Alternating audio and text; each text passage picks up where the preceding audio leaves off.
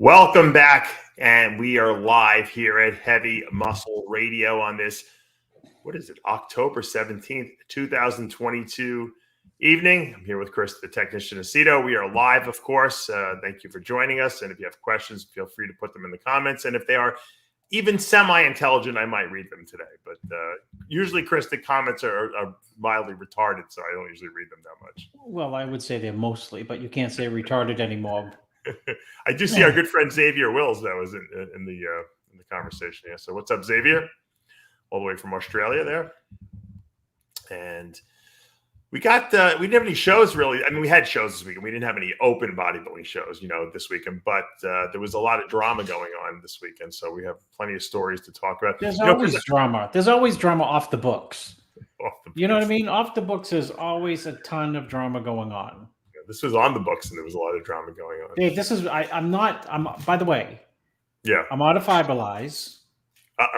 You can't wait till you run out. You got to tell me ahead of time. Well, my son came home from college and stole it from my office. See that radiator in the back? See the radiator? Yes. To the right of the radiator. Uh-huh. That's why I have it hidden, because if I kept it in the kitchen when he was home, he'd use like tons of it. How does he even know about Fiberlize? He discovered it too? Because he just comes in my office and snoops around. And I'm eating these crackers, Dave. You know these crackers, right? These are like kids. This is my dinner. I was going to say you've regressed. You're eating the children's kids food now, and the kids food are. My son is eating sushi now. Logan has to get when we order Outback. It used to be a burger and fries for him, and Daddy would get the salmon meal. Now we have to get 2 salmon meals, which is 3 times the price of the burger. Well, it's 5 times the price with inflation. And he sits. That's my buddy. That's my buddy Joe Biden.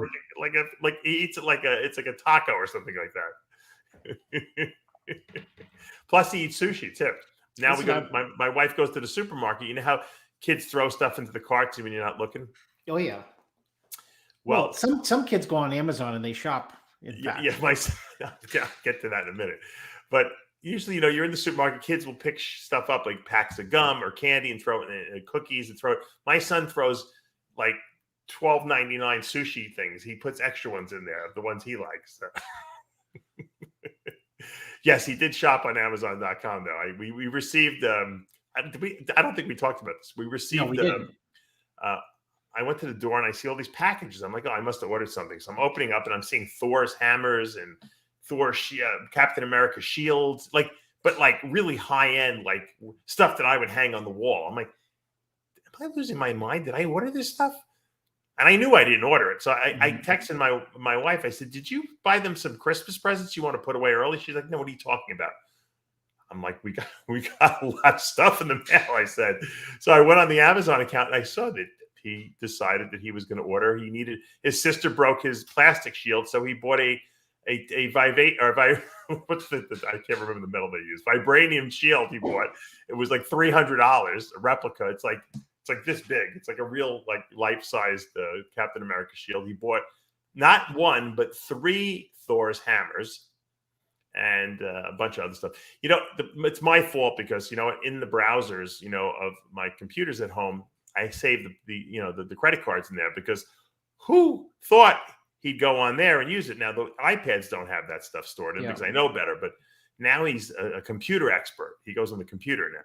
So unreal. So what so he got all. So you didn't return it. Would you return it? I'm going to try to return it. I'm going to try to send it back. I don't know what excuse I'm going to use. We bought the wrong thing. I don't know. No, you can. Yeah, you can put that. No longer needed. That's one of the. I return stuff on Amazon. Yeah. Somebody asked me, by the way, the housing market in Australia. Yes, it's going down. End of story. Yeah. Ron Partlow, who just turned, I don't know how old, he had a birthday, but he had asked me about 8 months ago, and I said, I will 100% guarantee you, Ron, where you live, that housing prices are going to be going down. 100%, not 95, not 92, 100% guaranteed they will be going down. If you want a good deal on a house, man, come to there's not much left, but Fort Myers Beach, man, you can get some good deals on Fort Myers Beach now because they're selling those high-rise condos, Chris. Yeah, they're going up like crazy all over. If you look at the real estate section on Zillow, because everyone wants out now. They're like, which is Oh, the yeah, of stupidest course. time to sell when right Yeah, after yeah, a yeah, hurricane. yeah. But Yeah, you know what? you got it. One person's, scaredness and anxiety is another person's profit. Yep, that's the transfer of assets from the fearful to the people who aren't fearful. That's right. You have to have the money though. They're still asking for an extraordinary amount of money. I know. Well, you can go get a line of credit like one of your friends who has a supplement company or had one. I guess, should we go into that and talk about that first? People may have a knipshit. No, I don't care. Well, evidently, let me pull up who the cares? article. I got wind from a few people that I guess on the PR Wire, which is where they have all the court things filed.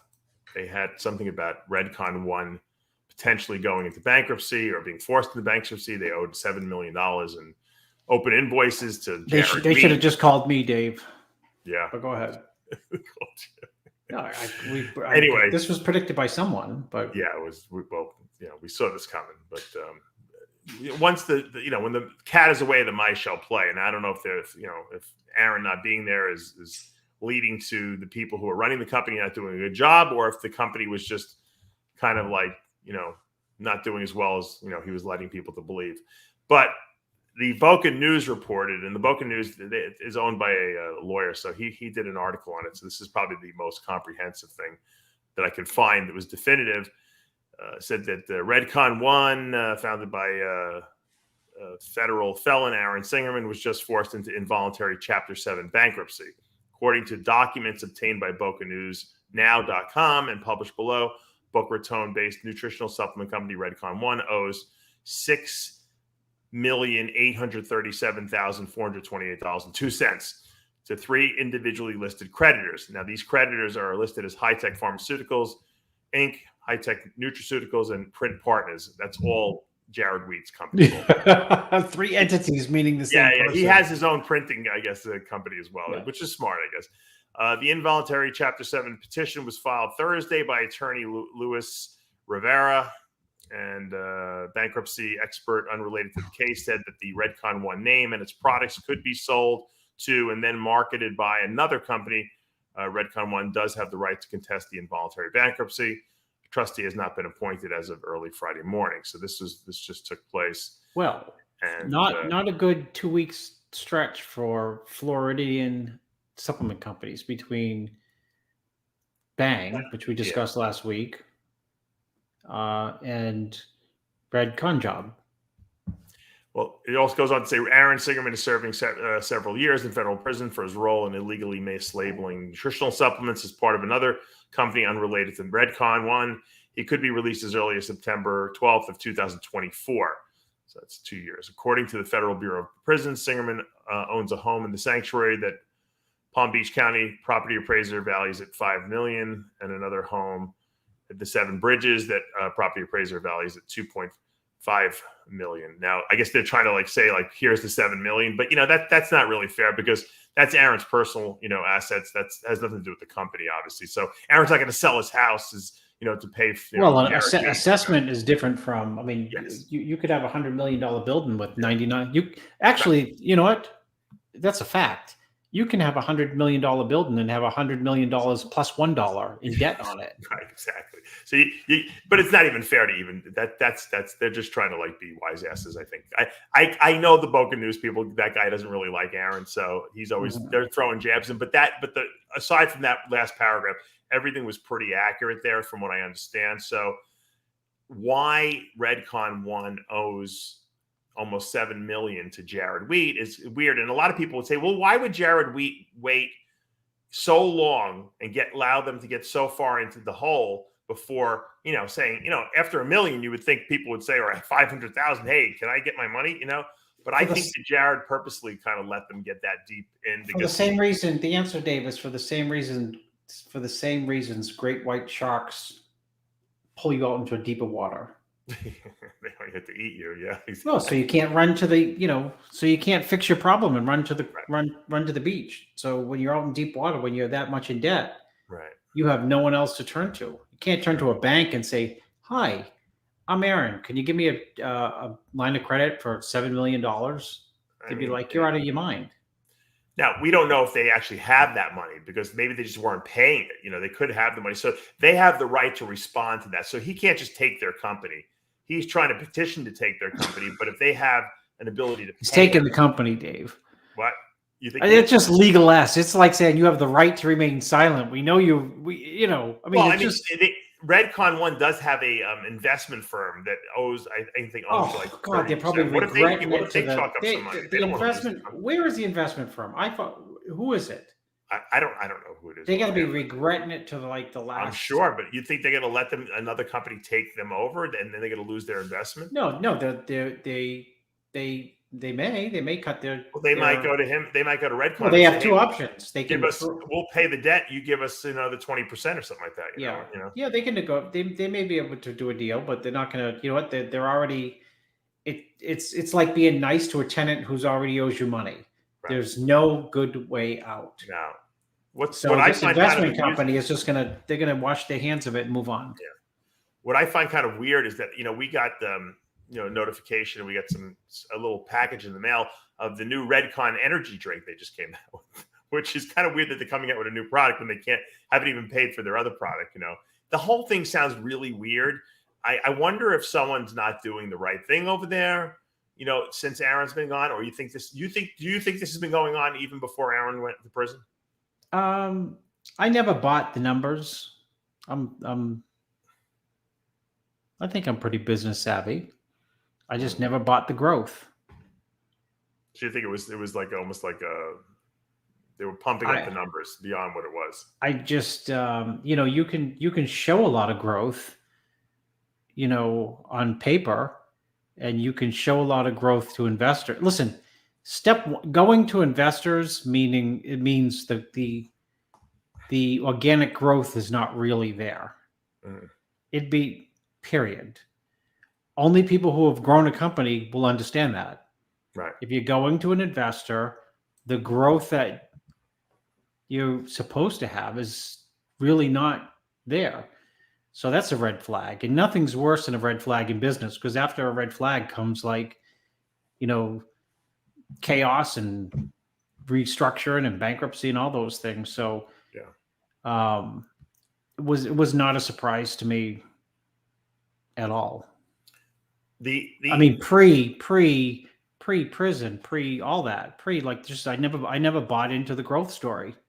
Well, there is another possibility that maybe they were doing very well at one point, and then what happens, Chris? You level off, and sometimes you take a dip down because the hype is gone, and then the bills are still there every month. Well, listen, I told you that a long time ago, Dave. Me and Dave talked about this off, camera. Just not that it's like that important to us, but the topic came up, and listen. People go on with very successful companies.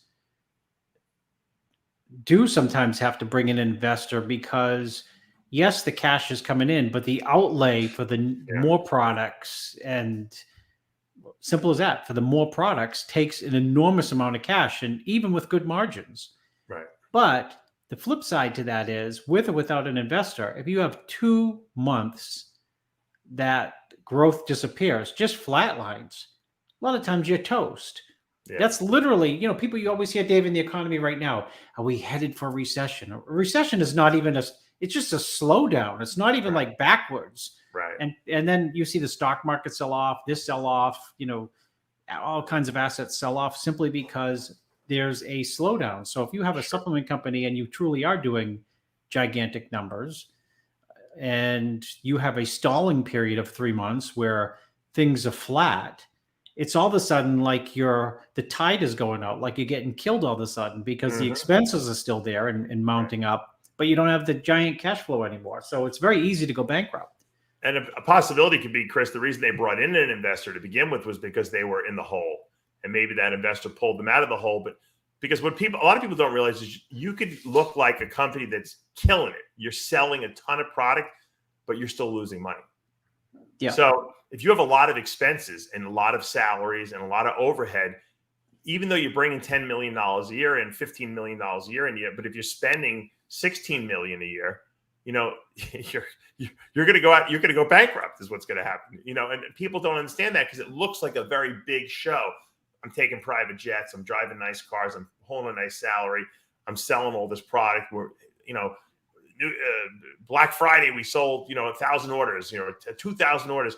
But if you're still not making your monthly nut and you're losing money, then who cares, And so that's a very nerve-wracking, way to run a company on the hopes that in the future you're going to turn a profit. So, it's not surprising. We've seen this happen before with other companies that went in and out.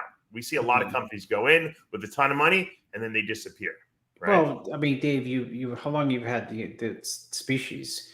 I mean, you I grow it very organically. And I know that, having said that, the number of companies that you've seen go from 0 to 100 and then right down to 0, not back down to 75. No, I know. We've taken advertising from those companies over here that they've come in and just crash. I mean, spending millions, like right off the bat. I'm like, holy, this company's look at that company, Muscle Farm. I don't even know if they're still. Remember the company, Dave? Remember the company who had the fake jet?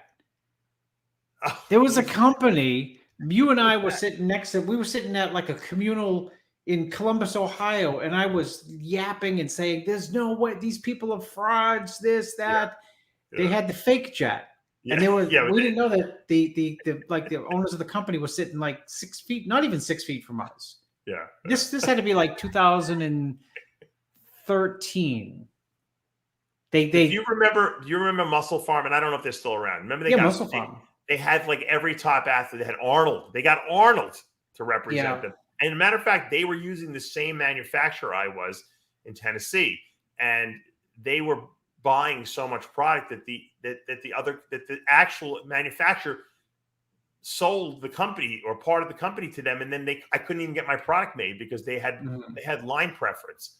But they overspent themselves so much, and they really didn't even have the money that they actually went out eventually, went out of business. So,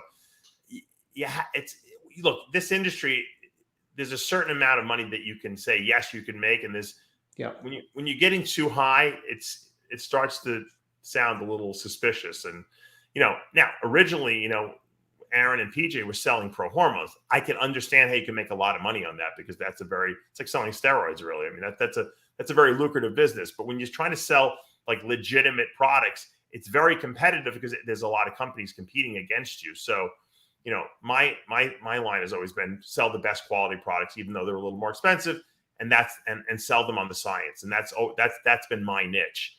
But the other niches, like where Redcon is operating in, are very difficult. And if you have a new company or two that come along and they steal some of your market share, like you said, you're toast. You're toast quickly, So I don't know. I think they're going to find a way to pull out. But you think no way, huh? You think Derek could own that company? Yeah, he has a $7 million. It's a $7 million lien. The only way out of that is you got to go to someone else and say, give me the $7 million. There's no bank who will touch it. And there's no investor who will touch it because the bank and the investor will say, show me your numbers. And your numbers are just like a lead balloon just crashing. Yeah. So there's no one who is logical enough out there who lends money to give them the money to get them out of that hole. So without a shadow of a doubt, that's where it's going to go. It's going to go to Jared. Jared's got to be like a genius. I told he got Blackstone, right? He got I told you there's people who in real estate, there's people out there who will find someone like an Aaron, let's say it's real estate, who work 24 hours a day for 5 straight years and build something and realize, you know what, this guy can't, in real estate, let's just say, this is supplements. It's the same thing. It's numbers, it's business. The guy can't possibly continue to work 24 hours a day, 365 days a year, but he's building something. And at some point he's going to have to rest and it's all going to go to shit and I'm going to get it. That's how lenders, that's where the whole loan shark comes from. They do it on big, with buildings. My theory is, first of all, someone asked where P28 was. That's the P28 bread company. Remember Billy the bread man? Yeah, yeah, He went yeah. to jail for like selling like he tried to, first of all, he kidnapped his girlfriend and threw her in the trunk of his car and got arrested for, I think, selling marijuana or something like that. But he wasn't the owner of the company, but I think My Uncle Biden, what he did away with all the yeah, I don't know. people. The company got out of it. I think it was more than that, though. I think it was the kidnapping charge, Chris, that was worse than the marijuana. The pot one, Dave. But the point that I wanted to make is about if you want to start a company, and I tell a lot of people come to me, and Chris, and they'll actually do a consultation with me on the phone, so I can kind of walk them through the process because I've done it. Obviously, it's not so easy because you have to say to yourself, first of all, why are people going to buy my products? Over another person. So if you're a new person and you're not even a well-known, person in our industry, but you have money, say, and you want to start a supplement company, why are people going to buy your products? What makes them special? If they're the same things, you're going to have to spend an awful lot of money on advertising, and you still might not sell them. So are you going to sell them the cheapest? Are you going to sell the best quality? Best quality is very hard. I can do it because I have a voice and I can educate people. But for most people who come into the industry, they're going to have to compete on price, price-wise. That means you're going to have a middle-of-the-road supplement, that you're going to have to try to make work. Listen, that's why people fail, Chris, because it's a very hard industry to get into. So now if you do something like Aaron did, Aaron went like supersonic. I'm going to sensationalize everything I do and make it look like it's the best. We're having parties, we're having fun, we're going to be the best or nothing. Yeah, right. The best or nothing. There you go. Nice pun. but the possible drawback to that is that you might piss through a lot of money and fail.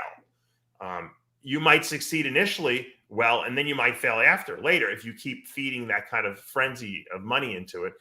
And I think that's what happened with Aaron. It hit good. REDCON1 worked.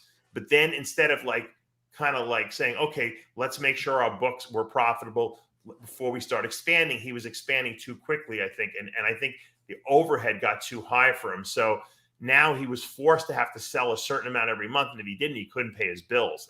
And you never want to be in that position. Yeah. So look, I kind of feel bad for the company, but you know what, at the same time, that's business, so to speak. You gotta, you can't go around, spending, $10,000 a night in a hotel in Dubai on the company, card, and then, flying people first class all over the place, and then wonder why you can't pay your, you got to pay your manufacturer before you pay anyone else. That's the key, Yeah. Well, and one of the things we pride ourselves on in Species, I don't know anyone anything, Chris. We owe $0 to anyone. Yeah. We're even, so we pay our bills when the new product comes in, we pay them 100%. Yeah. They're paid. And I feel comfortable with that because I don't have anything hanging over my head. And I think if you're going to start a company, you should try to keep that in mind. Yes, you might need a little credit initially, but you don't want to have to owe people a lot of money because that, like Chris said, that will mushroom really quickly a few bad months of business. So think about that before you, spend your money and invest and go into starting your own supplement line. All right. What else? I wanted to talk about the death of Doug Brignole, Chris. Very, very sad. Did you know Doug at all? I knew of Doug. I knew of Doug via Bob Gruskin a little bit. He competed in the AAU when there was no NPC, and continued through when they split. And I think he promoted some shows, and he had the people. Fashioned him as like a Frank Zane type. He was like a classic type guy, really. I mean, he didn't have a. Did he own a gym in Pasadena? He did, yeah. He didn't have tons of muscle, but he was really good. And they put him they used him in IRONMAG a lot, if you remember. Yes, because they like to do training articles. They put him on the cover. They used him. On the inside for training pictures. And It was just so surprising simply because, he just seemed like one of these guys who were just took good care of himself. Yeah. Perfectly put. 63 years old. I mean, the guy was in great shape. I had him on the show a couple times. We talked about his training system, really, he was really into kinesiology and really wanted to figure out a better way to train so that you wouldn't be more prone to injury and that you can do less and get more out of it. That's a Weider instinctive training principle. No, he it's really, true. I mean, I swear to you, I had him on the show and we were debating like, building big legs using sissy squats. He felt you can do because it's a better, more direct stimulator of the quads than squats is. So, and logically on paper it made sense, but in practice, a lot of things on paper make sense. Business models make sense on paper, but they don't work in the real world. Yeah. But anyway, he was a very cool guy, and he was very passionate about bodybuilding. I mean, to be that passionate and still doing it at the level he was doing it at 63 years old. Yeah. I take my hat off to him. You know what? I love bodybuilding. I'm not, hitting poses, at my age anymore. I kind of got that out of my system, but he really did love the sport. I mean, so much. And I think he was preparing for a guest posing he was going to do too over the next, I don't know, within the next couple months, but he was just a guy who loved to train, and that's a rare thing. And I tell my wife, she loves how she looks from working out, but she hates going to the gym and weight training. She likes cardio and some of that. She hates weight training. She does it obviously because she wants to look good, but I actually like going to the gym too, but not to the point where I used to be in the past, where I was like, consumed with it. He was still consumed, I think. With it. Some people are just, your interests change, right? Yeah. Here he was at the Muscle Beach show where Lee Priest got inducted into the Hall of Fame. Lee said that he saw him over there too, just recently. And he was good health. Something that popped up that I wanted to bring up is that they're running articles all over. I guess Doug got vaccinated. Let me pull that article up. Oh, we go back to Arnold and Aaron with the vaccination. That Nazi Arnold, according to Aaron or whatever. Yeah, I'm sure Arnold was having a good laugh at this whole Aaron situation. No, Dave, come on. All right. So now Daddy went to jail, or did the business collapsed? Both, I'm sure. Arnold wouldn't be that vindictive. Arnold loves that stuff. Huh? Arnold loves that stuff. Of course he does.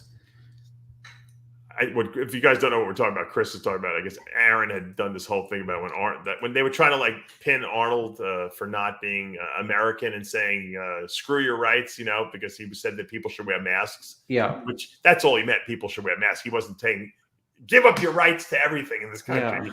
But everyone took him out of context because we're in a cancel culture now. And Aaron actually went on there on his REDCON Instagram there, and he was like, Aaron pulled his money from the trade show that was not happening anyway. Right. How's that? But that's like me saying, geez, Dave, I went to the car dealership today and I saved $80,000. How? I didn't buy a car. Right. But you know what? But that's it. It was really an insult to Arnold, because he was basically saying, screw you, Arnold, really is what he was saying. I'm not going to support you because you say screw our freedoms, which Arnold, that was totally out of context. And Aaron knew it was taken out of context. But Aaron thought he was going to get some kind of public. Dave, it was another red flag. Listen, I'm in the business. Business is red flags. Mm-hmm. Business is red flags. You can see the red flags everywhere as in investments, when you can say it was so easy to see in retrospect. Do you think he was looking for an excuse to pull his money because he didn't have the money to spend? No, he was looking for publicity. Oh, publicity. Okay, yeah. And I mean, if he said it about you or me, who cares? But if you say it about Arnold, you generate some publicity. Well, you need publicity if things are going sideways. You know what, though? Arnold is the one guy who still supports bodybuilding and loves the sport more than anyone. So to go after Arnold, you have to be a fucking moron to go after Arnold. I mean, come on. It was so obvious that his quote was taken out of context. I don't know what Aaron was doing with that whole thing, like you said, other than trying to get publicity. But you don't try to garnish publicity off of bashing Arnold. That's the wrong. Sometimes that's, if you want to land on like Fox News, like a national TV show. And he did. I actually think he turned it down. I think they wanted him to come on or something like that. I think he realized it was getting escalated. You bash that leftist, green, tree hugging, windmill loving, rhino Arnold Schwarzenegger. Yeah, exactly. Bad move. It's anyway, true. It's the way you're probably right. He probably was I am doing right. You were. I think in matter of fact, they asked him to be on a show, a news show, and he turned it down. But I think because he realized it was starting to escalate a little out of control, the whole thing, and he was starting to look like the bad guy, But I don't know. Is what it is. Let's get back to Doug Brignole. So what's happening now, Chris, is people are they quoting his Instagram, where he said on his Instagram that this was in April 4th of 2021. I'm vaccinated. Well, the first two, at least. Let's get this done so we can get back to traveling, going to concerts, and having fun. My vaccine was yesterday. I had no problem with it. My deltoid was a bit sore, but otherwise fine. We're all in this together. Let's do our share to beat it. But then he also said, he goes, if I die, you guys were right, pretty much. In other words, he was trying to downplay the safety aspects of the vaccine, but people are now running this headline everywhere and putting it all over the place as if like, you died. You see, you died. Idiots. He took the vaccine a year and a half ago. He was going to die from the vaccine that would have been in a month or two after. What did he die from? That's the whole thing, Chris. No one even knows. Well, it doesn't matter. I mean, tons and tons of people die every day. But I'm just saying, who took the vaccine and didn't know take the why. vaccine. So in other words, every word that you say now in your Instagram can be used against you when you're dead, Chris, because evidently, because I'm sure, once again, if he put that and a month later he dropped dead, different story. We're talking a year and a half. That vaccine probably is not even working in his body anymore. Ridiculous that people are doing this when the guy's dead. We figured it out. Look, you were wrong. And look, I'm not vaccinated. I'm not really I'm not an advocate of the vaccine, but don't start like, this is just Bush League stuff. I really don't like to see that stuff. There's no even autopsy yet. The guy died. It's not even still warm, the guy. And they're already throwing this crap out there on social media. And these other websites are all picking it up like, that must be the reason he died. Next thing there'll be steroids. That'll be the next thing. I'm shocked that they actually went for the vaccine rather than steroids killing him. Well, you saw the guy who's on RX Muscle. What did I send you, Dave? The guy who did he kill his wife? Oh yeah, Lee Priest and I talked about that. Oh, you did? Okay. Florida, yeah, he incinerated his wife on it. They were married, I guess, or they were separated. She had a restraining order against him. She had her stuff at his house. You hear this a lot. And people say, what a dummy. Why'd she go back to the house to get her stuff and violate the restraining order, knowing that the guy's dangerous, he's got guns and everything like that? You know what? People who are in a relationship with each other don't fear each other. They think, well, he's whatever. He'll be fine. And, that's how my wife's sister was killed that way. Same way. She went back to get her stuff. The ex-husband killed her in front of the 2-year-old daughter. Terrible, horrible. And my wife warned her too, don't go back there alone. And I'm sure her friends probably told her the same thing. This guy is such a psychopath that he actually, he kills her and then he burns her in his backyard, Chris. Okay, that's what it was. Yeah. And the cops come there and they actually assertively, they actually find like jawbone he didn't even clean it up. It's still on the lawn. The crazy thing, Dave, is I sent Dave the link. It was on Yahoo News. Right. And it said that he was a bodybuilder. When you click on bodybuilder, like where they put in blue, it goes to Dave's RX Muscle contest coverage with the guy's pictures. The bizarre thing about the whole thing is they have to throw into the article at the end. They found a lot of steroids there. I was waiting. I'm like, there's got to be a steroid link to this thing. They got to blame steroids. 100%. Yeah.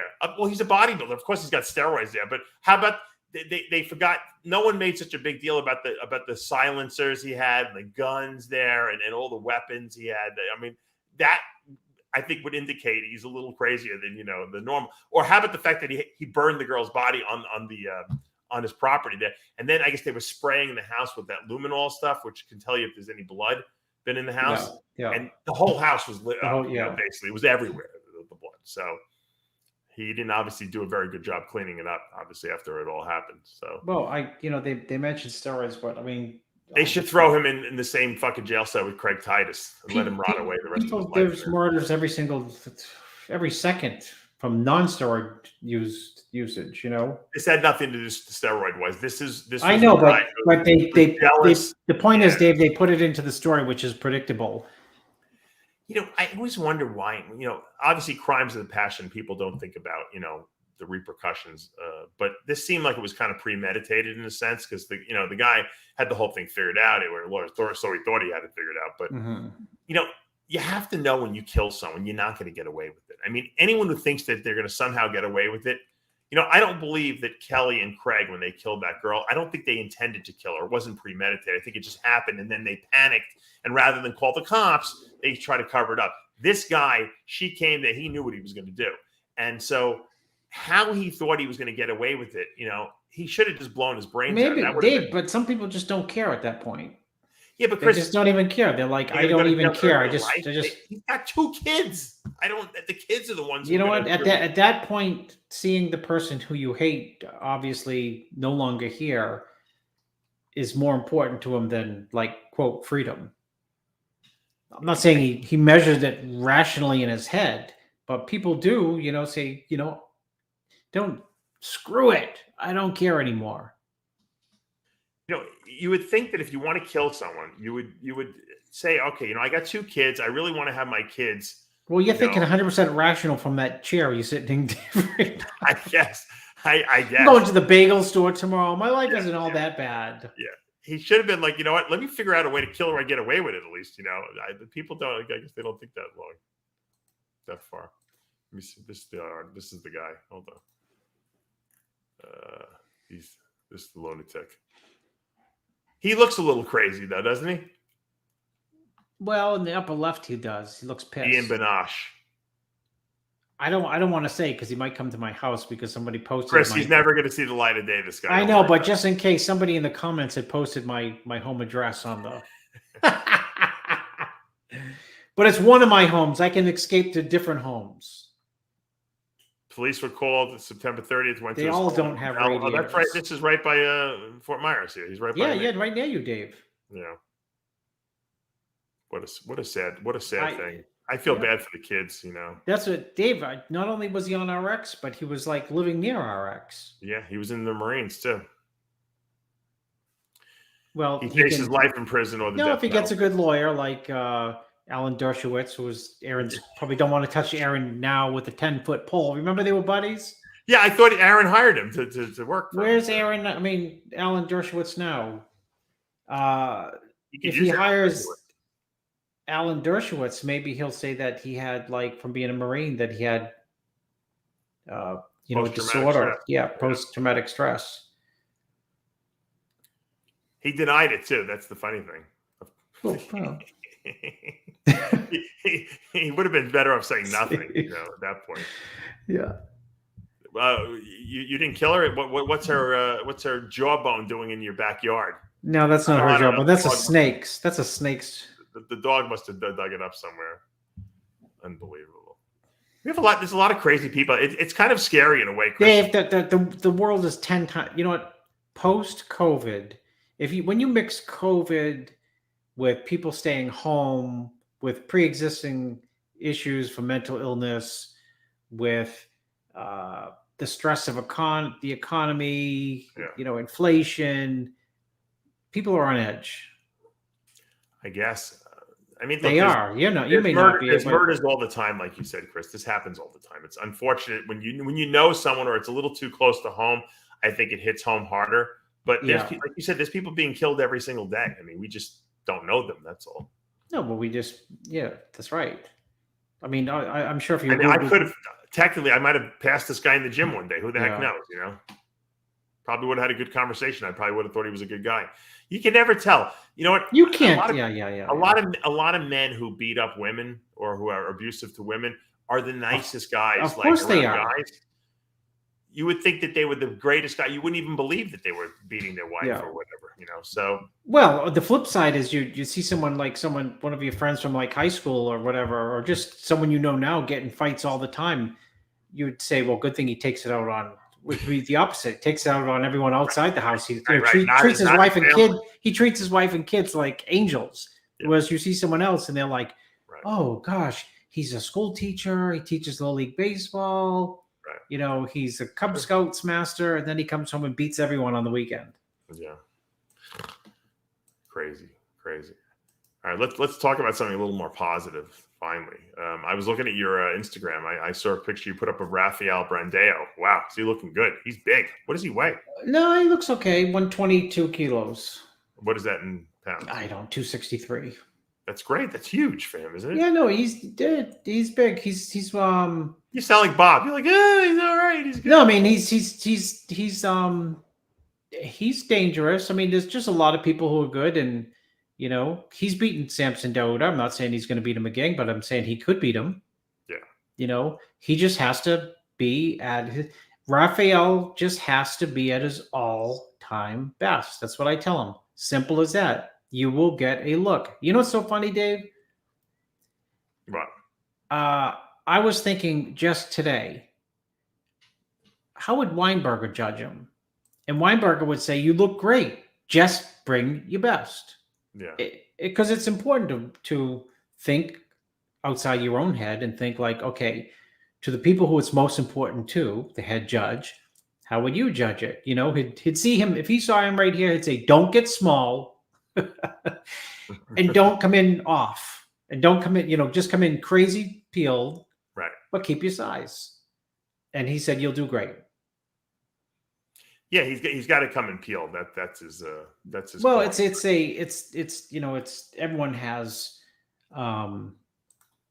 some type of weaknesses, and I just think that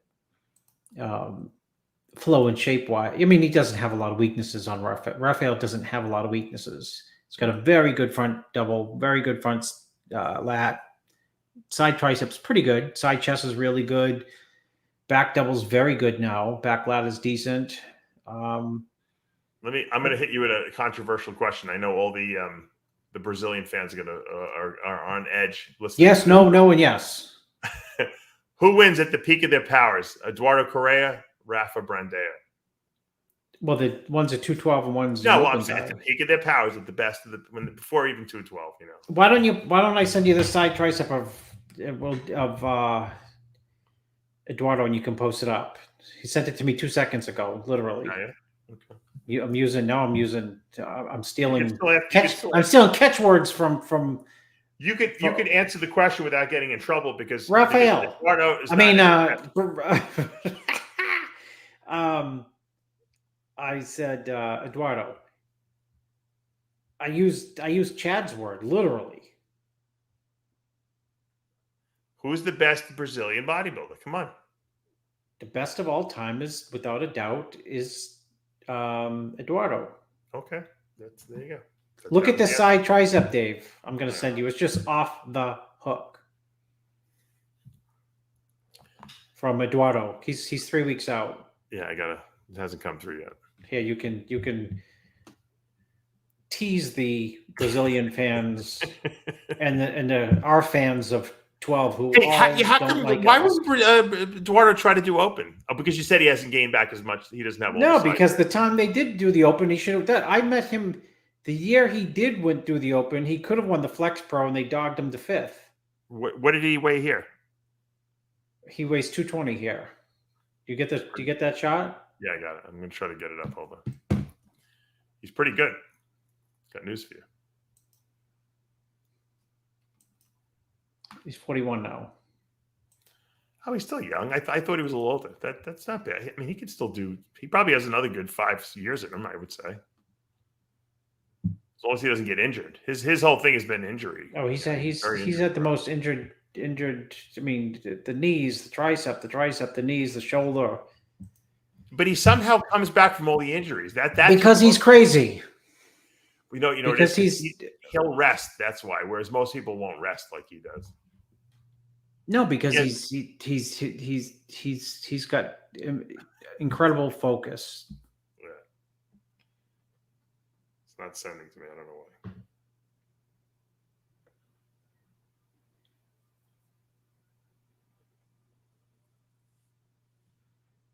Talk a little bit so while I'm getting this thing done.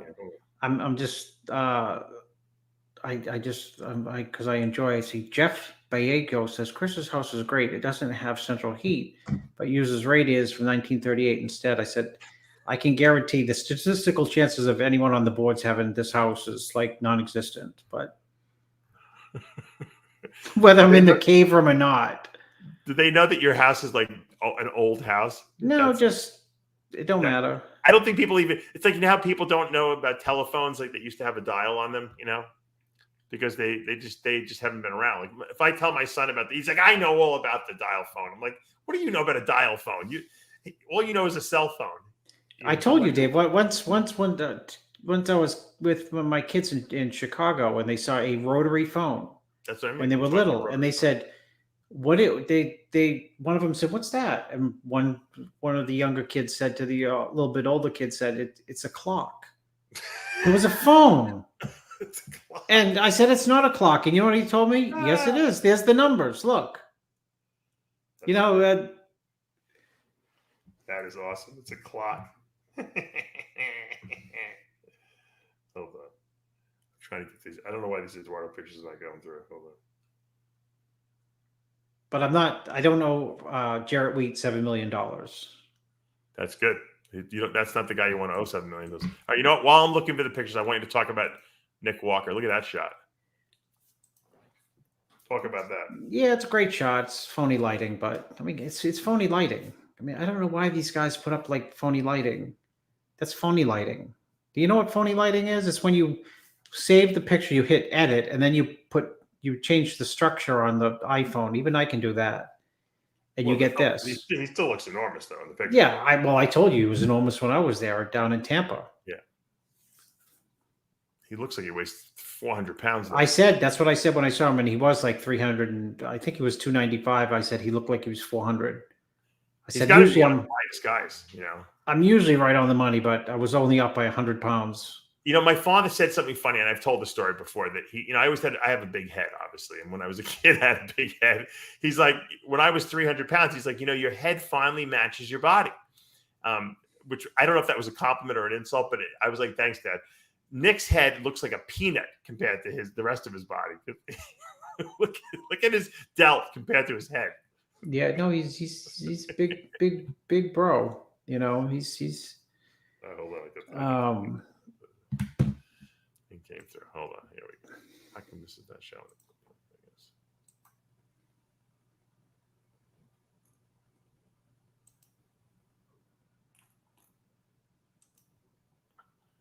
I don't know why my email's not up. It's not uploading. Oh, you can't get the Correa pictures up. That's okay. I'll get them up. We'll see in 3 weeks. I wanted to talk about another topic anyway, but the other topic is, you know, I was looking at some of the shows that took place this past weekend on IFBB. I don't know if you ever go to IFBBpro.com. You guys go to NPC News, but go ahead. Yeah, well, NPC News has, but I think if you want to look at the score, I like to look at the scorecards. I'm like a scorecard. Yeah, you do. You always look at the scorecards. I tell you, they're fake, Dave. They're like Aaron's numbers. So they had the Korea Pro this week. They had the Titans Grand Prix, which was bikini only. They had the San Francisco Men's Physique. They had a Argentina Cup. Yeah. They had all these shows. Tons of shows. And I'm looking at them, and you know, a lot of them are international, and so most Americans are not flying over, you know, Korea to compete. So you got mostly Koreans competing in these shows. Now, I wanted to ask you: do you think it's not fair? Is not the right word. Do you think it's? I guess you could say maybe fair is the right thing. Is it fair? Advantage. That people can qualify for the Mr. Olympia or Olympia competitions, whether it be bikini, men's physique, classic, in countries where there's 10 people in the lineup and they're all from that country. Yeah, because we have shows here. Yeah, but people come here to compete. I know, but we have some weak shows here because there's so many of them. You know, there's so many shows. But not compared. I mean, when you have like everyone. Dave, I don't want to. You listen. I've Korean had nationals, you know. I know, but in the past, I've had people qualify for the Classic Olympia or 212 Olympia, right? And they did it here, and they did it in shows that they were lucky that they picked the right show, because if they picked a show 3 weeks later, they get their ass handed to them. So it depends on who shows up. And, you know what, I'm not against in any way that, you know, you can do a show in, you know, some country where there's only 12 competitors and everyone's from that country, and you get the qualification because you got the qualification. It doesn't mean that if Chris Aceto's prepping, you know, someone here, that person can't qualify here. It doesn't steal a qualification, in other words. No, it's not. But and I think there's nothing wrong. People got to get this out of their head. I hate this idea that, oh, there's too many people on stage at once. You know, if you qualified, you qualified. And I think the judges actually do a damn good job of, you know, in the especially, like, you know, I think in the men's open, for example, I think people who are judging the show know every single guy essentially who's in the show, right? Right. So they have an expectation. Oh, there's so-and-so. That's how he looks. There's, you know, Nick, or there's Hunter, or there's Ramy. But in the classic, you can get guys who like, who's this guy? I have no idea. Never seen him. Or men's physique. Never heard of him. Clueless. But if he looks great, they've generally done a really good job in the last 5 years of giving people with absolutely no name recognition a chance to, you know, compete and be in a top call out. The perfect example is Ramon last year. Nobody at all, period, outside of Brazil knew who he was. And if, you know, Brazilians were saying, oh, he's going to be, you know, stand next to Bumstead, and people just laugh and say, you're out of your mind. Right. He hadn't even qualified. He hadn't even qualified for the Olympia, and they were talking that nonsense.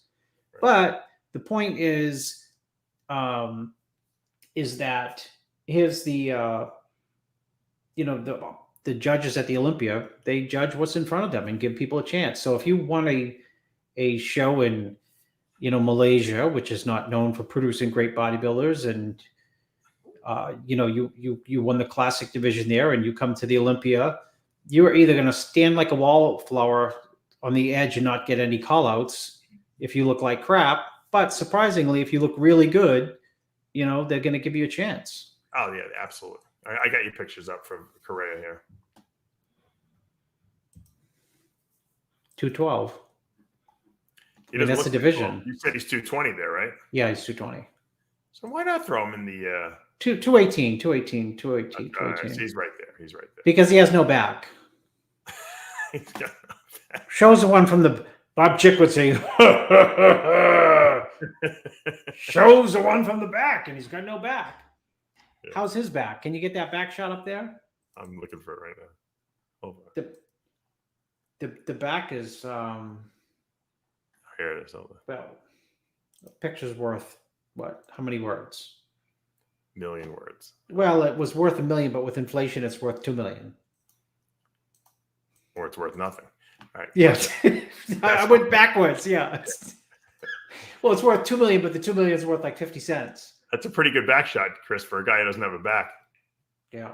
Lonnie Teeper wouldn't like his calves, but, you know, his well, you know what? Dexter and Ramy won the Olympia. They have 000 no calves. They have the worst calves in the history of the sport. Yeah. Dennis Wolf. You know, Dennis Wolf. I really looked at these pictures, like, and trying to find like all his injuries, and it's amazing. It's hard to find. I don't see it. I don't see his injuries. Do you? Yeah. Well, when he was second at the Olympia, and let's face it, probably he could have easily have won, and nobody would blink a wink. Right. I remember Ron Harris saying, "Oh, the left arm is so it just throws the symmetry, you know, off." No, he said the right arm. The right arm, it throws the symmetry off, and I'm like, well, the injuries on the left arm. One. I was gonna say his right arm is better than the left arm. You know, and then two, you know, really. Great shot. Really good shot. See, I think, you know, people better not count him out. Now, what show is he doing to qualify again? Yeah, I mean, there's a show in Brazil. I'm going down for it. Oh, you are? Wow. Your wife's letting you go?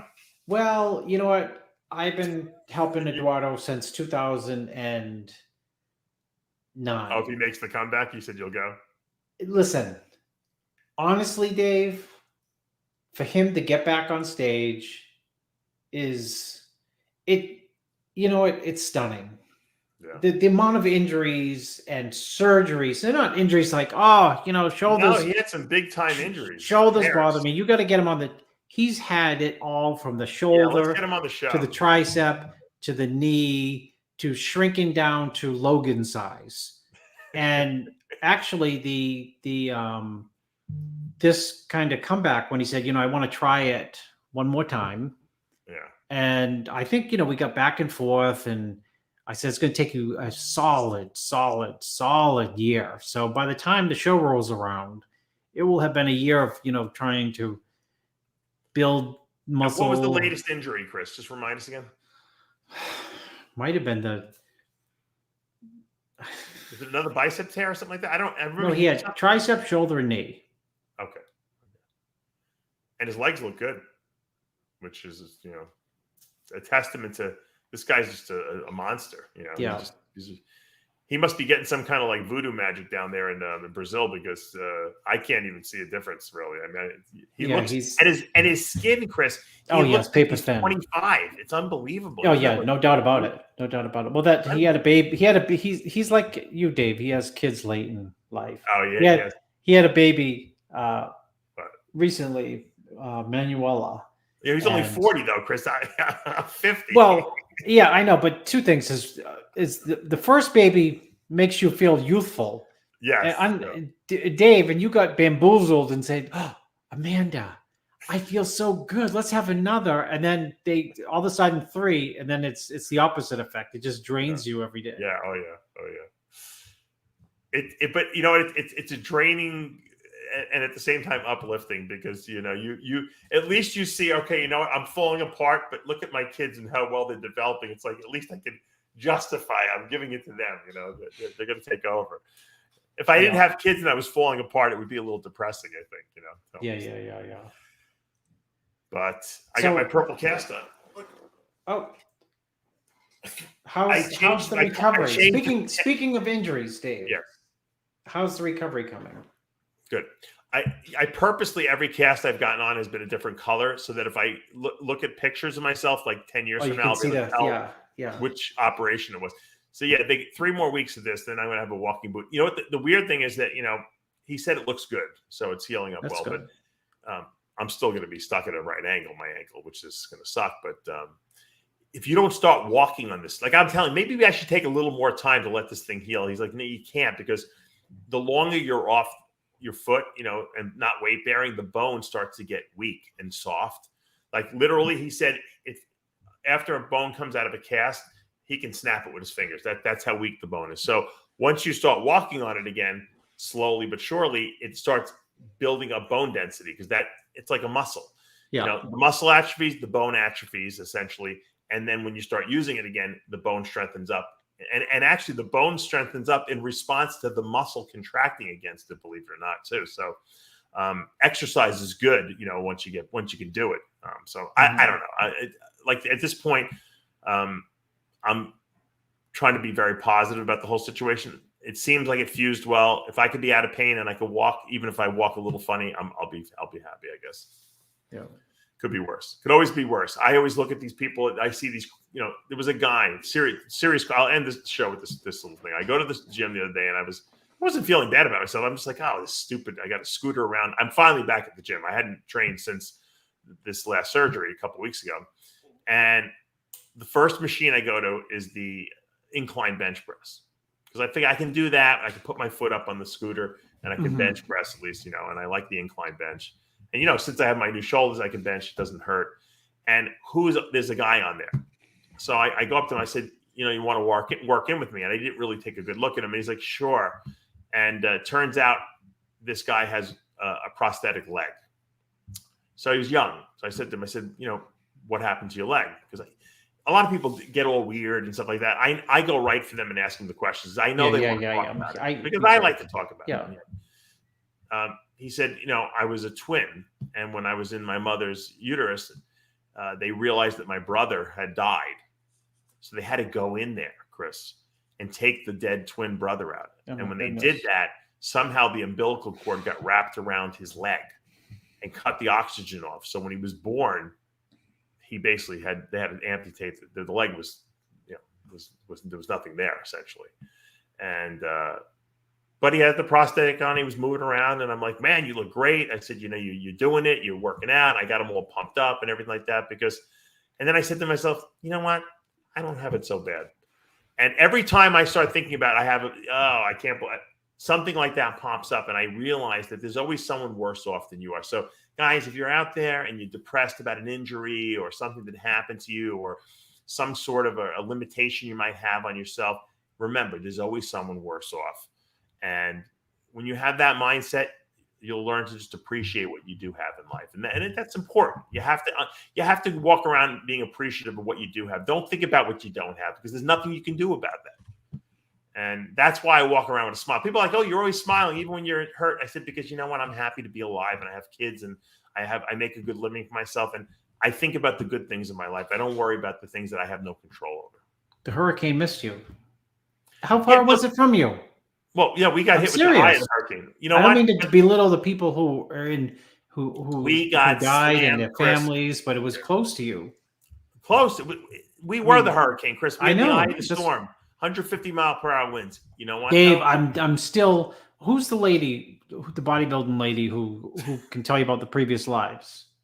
I'm picking up something. Long Island, the one you know. The Long Island Madam. Yeah. I'm gonna call Doug Wentz and get the Long Island Madam's phone number to find out why did the two biggest storms in the past 200 years come right to you. You know what though, Chris? This is how I interpret it. Some people, my father would say I have terrible luck. The storms came and they followed me, and I got hit with the two biggest storms. I look at it and say, you know what? I made a profit on the first storm because of the insurance claim. Yeah. And I got a lot of money from that. And on the second storm, I got no damage. I got my pool cages mangled, but you know what? My generators worked. I didn't have 1 minute where I didn't have electricity. Nothing else was destroyed. I had no water damage. You know what? I'm lucky. I could. You had two major injuries previous to those storms too. That's a little. Weird. I mean, that's a little. Believe me, I thought of it this week, Dave. I thought that means something. It's not like he had the. I mean, you were in India and you went flying, down the stairs. 2 weeks later, and then you had a rod put in your foot. I mean, like major things, and then here comes the entire flat Earth. I mean, oops. I mean, the round Earth, the giant Earth. The two biggest hurricanes in the last 200 years. 2 injuries. They come directly for your neighborhood, Dave. Yeah. I believe that I'm only given challenges, Chris, that I can handle.